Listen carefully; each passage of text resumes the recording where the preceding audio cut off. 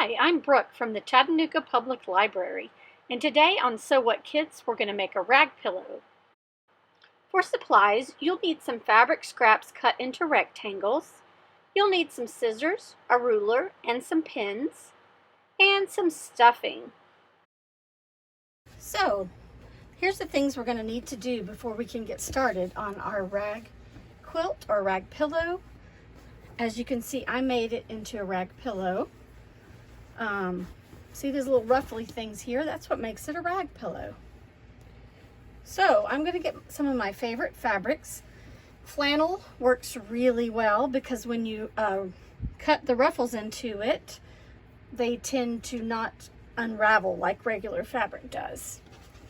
So I've got my kitty fabric, and I've cut a strip of some pink. This is called minky fabric, and it's that really soft fabric that you can use to make baby blankets or pillows. And then another strip of the flannel kitty cat fabric. Now I've cut these. I just picked a length. I picked 18 inches, and I've cut them different widths. So what I'm going to do is I'm going to pick 2 to go together, and then another 2 to go together. So I'm going to put the small kitty with the big pink flannel, and then these 2 together. All right, here's where your pins come in. Normally when you're sewing something, you would sew it right side to right side. But in this case, we want to do wrong side to wrong side. Can you guess why? I'll show you in just a second. Now I'm going to pin these together.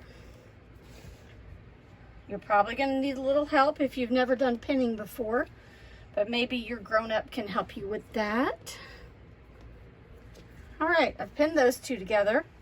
Now here is why you're going to do them backside to backside, because that's how you get the place where you're going to cut it into a rag pillow.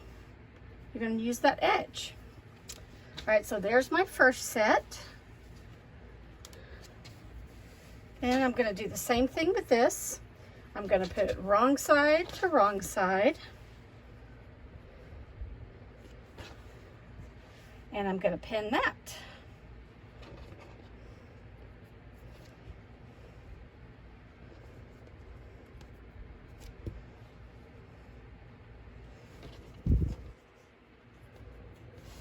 All right. The next thing you're going to do is sew them. Now you can hand sew them. If you want to, you can get a regular needle and some thread and hand sew them with very small stitches. I'm going to use a sewing machine though, because it goes a lot faster. So if you have a sewing machine available, you and your grown-up just head over to it and we'll get started. Okay, here is my trusty sewing machine. I'm going to turn it on, and there my lights come on.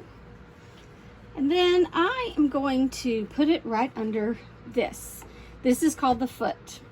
Now the thing on the bottom where you push your foot down is called the pedal, just like a pedal in a car.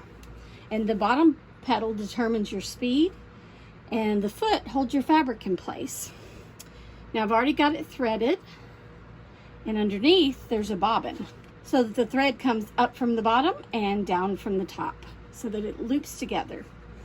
Okay, so I'm going to put my foot down. You always need to have your foot down if you're going to sew. And then I'm going to do it, normally I would do it to the edge of the foot, which is about 1/4 inch.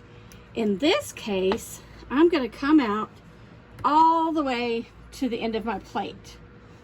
So there's a metal plate on here, as you can see back here in the back.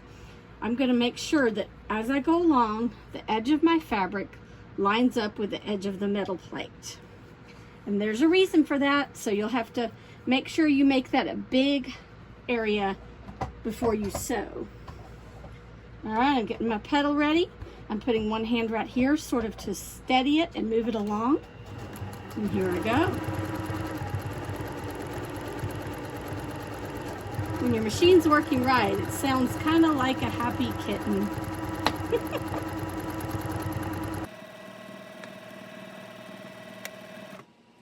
up Okay, so there's my seam right here. See that right there? All right, I'm gonna take the pins out.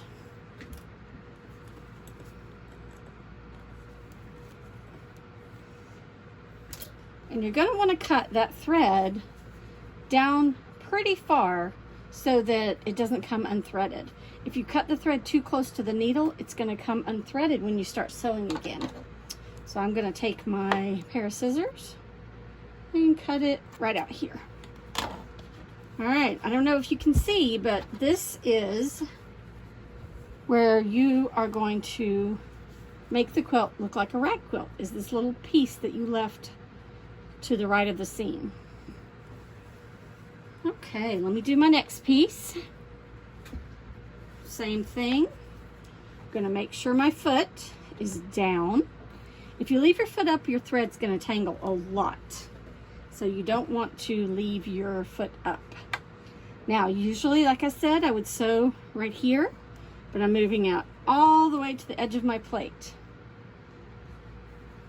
Okay, foot down, and I'm putting my pedal down under the table, and here I go.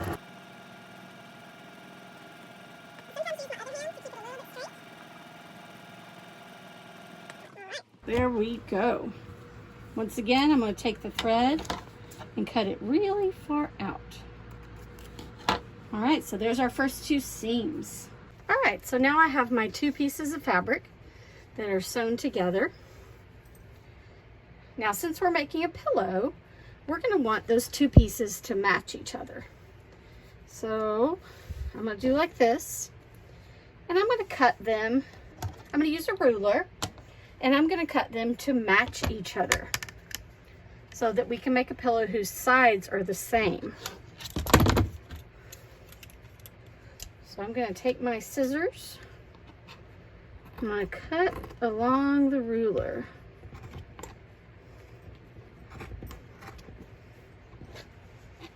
Scoot it over so I can get a better grip on it.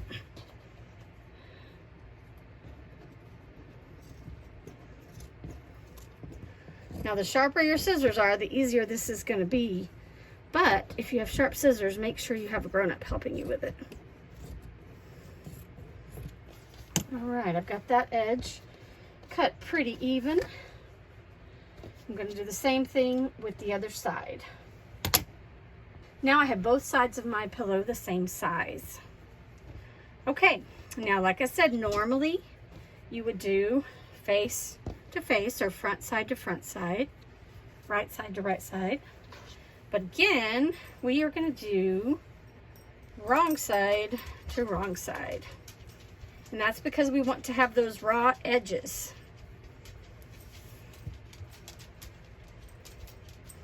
Okay, so let me get my little chicken with the pins in it. And I'm going to pin each side.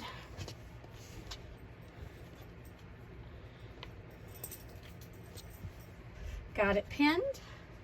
Let's go back over to the sewing machine.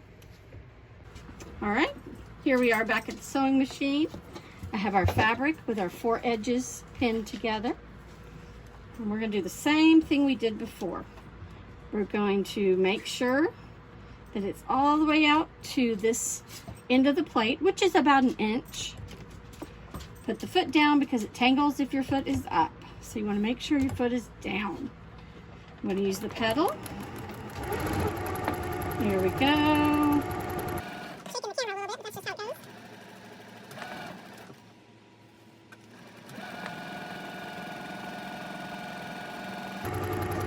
Okay, there's side number 1.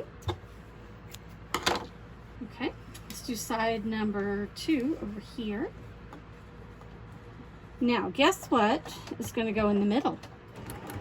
If you guessed stuffing, you are right. So we're going to have to leave a spot open to put the stuffing in.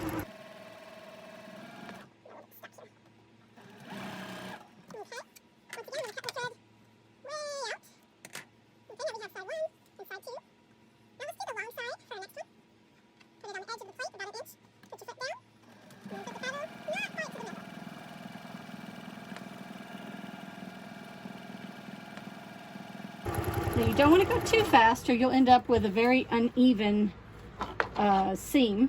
All right, now we have one side left to sew. Now remember what I said about we have to put some stuffing in it. So I'm going to leave about that much right there unsewn so we can stuff it.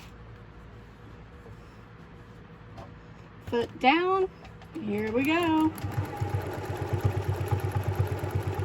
And I'm going to stop right here so I can stuff it. Okay, once again, cutting your thread. All right, so we have side 4 here where we've left a gap, and that will be to put our stuffing in.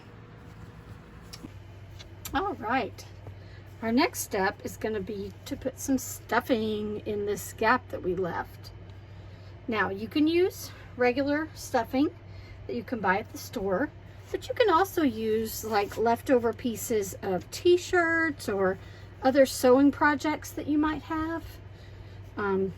You can even use stuff like shredded up newspaper, although that's going to be a lot noisier.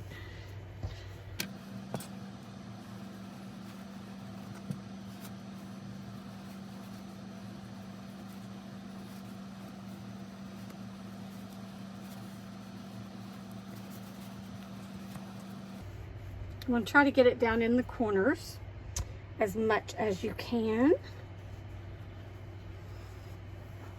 We'll spread mine out a little bit. Look at that. And guess what I'm going to do next? I'm going to sew up this little hole right here. I'll be right back.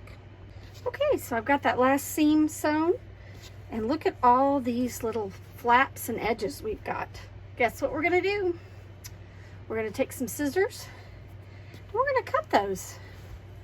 We're going to cut them in little bitty pieces like this.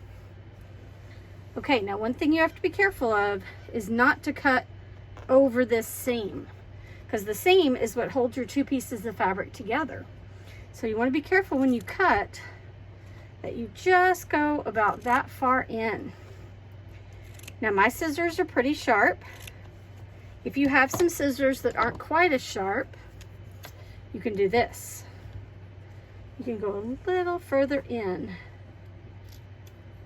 But most scissors will do it for you as long as they're not like safety paper scissors or something like that. Okay, see, I'm going to just cut like this on the corner. Then I'm going to keep going around.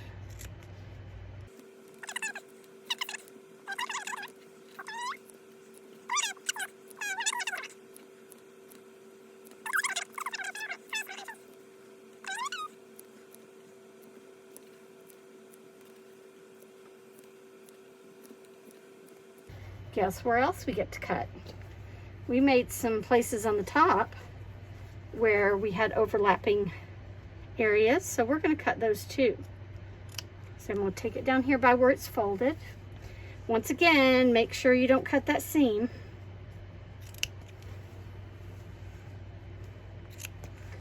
Now if you wanted to, you could do just the edges of the pillow. You wouldn't have to make it in strips like this. And that would be fun too. So there we go. Now you want to ruffle it up a little bit. And we have 2 lovely rag pillows. Now I want to show you an example of a rag quilt that I made. And I made it a long time ago, so it's really ruffly. And I've washed it several times, which makes it even more ruffly. But you can see I've taken lots of different squares of flannel and I put them together, wrong sides to wrong sides, and clipped them. Now on this side, there's no raw edges because I made sure all the ruffles were on the same side. But then on this side, you can see I've used the same technique as I did with the pillow. So you could always make something bigger if you want to. Thanks for joining us and happy sewing.